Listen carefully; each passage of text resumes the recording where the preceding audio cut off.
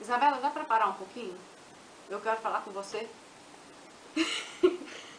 Isabela, foi meu aniversário esses dias e eu ganhei aqueles presentes, mas eu acabei tendo que ir no shopping trocar, porque tava tudo apertado. Aí eu fui lá, aproveitei para ir no shopping e fui trocar tudo que eu tinha para trocar. Tava tudo pequeno, acho que eu enrodei um pouquinho, né? E acabei trocando tudo que eu ganhei de presente.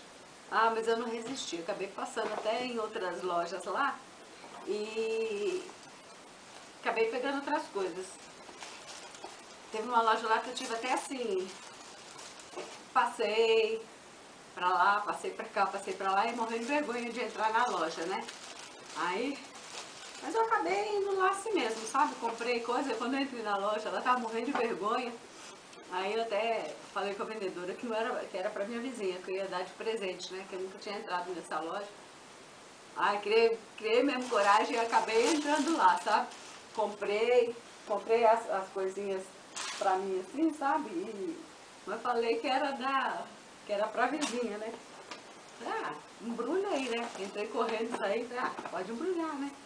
Aí eu peguei e acabei comprando, falei que era pra vizinha, porque eu fiquei com vergonha de falar que era pra mim. Mas era pra mim mesmo, eu acabei comprando.